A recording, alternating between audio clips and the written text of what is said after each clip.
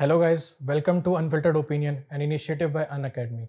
My name is Nihil Jha and I have cleared IBS PO, SBI PO and IPS Clerk 2020. I have some questions which are frequently asked by aspirants and I will try to answer them one by one.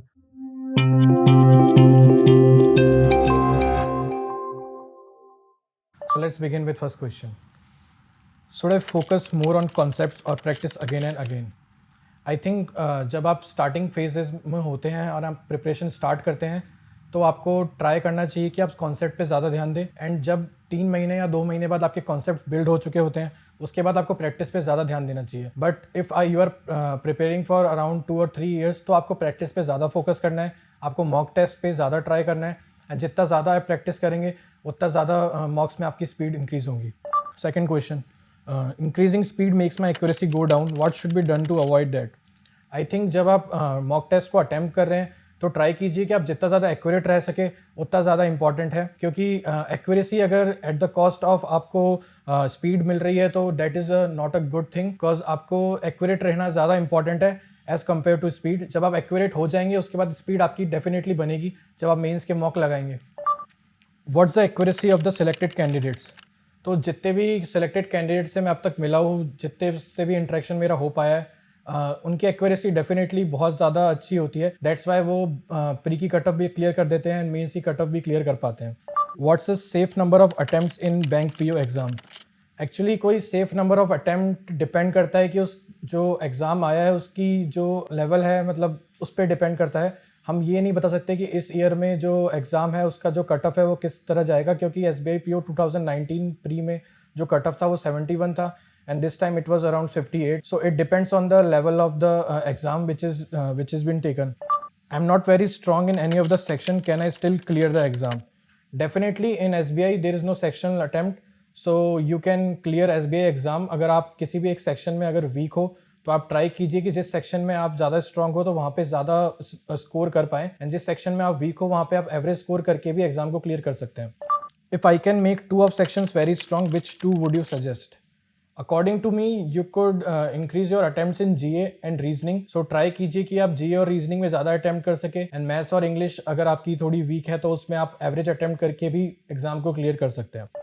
How do I know if I can clear the bank PO exams?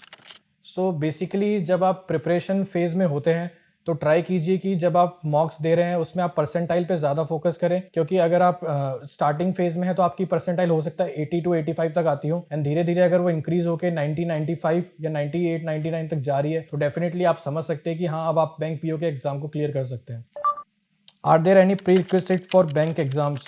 Definitely there are no prerequisite for bank exam, क्योंकि different field से भी लोग आके bank exam को clear करते हैं. जैसे एक IT वाले लोग भी आके बैंक एग्जाम्स देते हैं, BSc, BCom, BA. So they are no prerequisite for bank exam. But जब आप प्रिपरेशन कर रहे हो उस टाइम पे आपको हर सब्जेक्ट्स पे ध्यान देना, इक्वली फोकस करना बहुत ज़्यादा इंपॉर्टेंट है. How can non engineering students compete with engineer in bank exam? Actually ये लोगों में बहुत बड़ा मिथ है कि सिर्फ इंजीनियरिंग बैकग्राउंड के लोग ही, मतलब उनको अपॉर्चुनिटी मिल पाती है कि अच्छे से वो प्रिपेयर करके एक बैंक एग्ज़ाम को निकाल सके.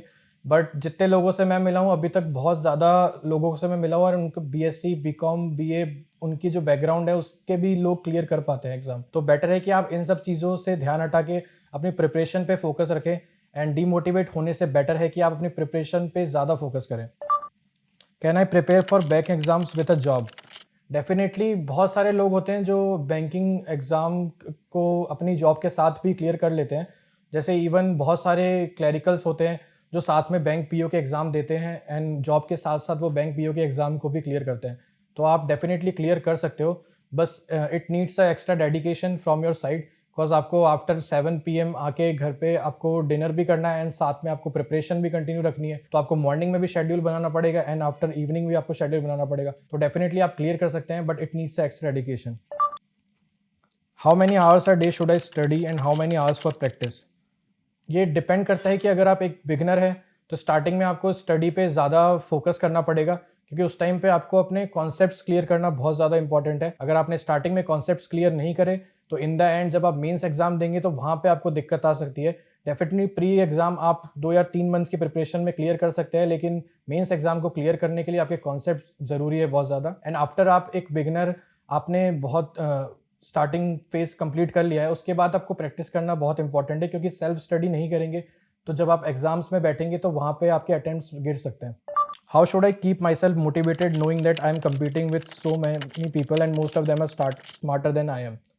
सो डेफिनेटली जब आप एक बिगिनर होते हैं, आप लोगों के इंटरव्यूज़ देख रहे होते हैं, तो आपको लगता है कि ये एक टॉपर है एंड इसने बहुत अच्छा स्कोर किया, तो डेफिनेटली ये पढ़ाई में मुझसे बहुत ज़्यादा अच्छा होगा। लेकिन जब लास्ट ईयर मैं CTWTs के जब इंटरव्यू देख रहा था तब मेरे को भी ऐसा लगता था कि यार ये टॉपर्स है, काश मैं भी उस जगह पे जा पाता।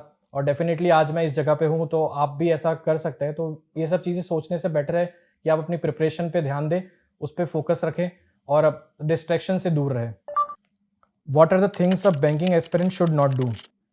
आई थिंक बैंकिंग एस्पिरेंट को अपनी कंसिस्टेंसी बनाना बहुत इंपॉर्टेंट है, कि अगर आप फ्रेंड्स के साथ अभी भी पार्टी करने जा रहे हैं and even you are saying कि we are in a preparation phase, तो ये चीज़ें कुछ है जो आपके मेन एग्जाम में कुछ डिफरेंस क्रिएट कर सकती है। तो बेटर है कि आप सोशल लाइफ से थोड़ा सा दूर हो जाएं और थोड़े टाइम के लिए अपनी प्रिपरेशन पे ज़्यादा फोकस करें।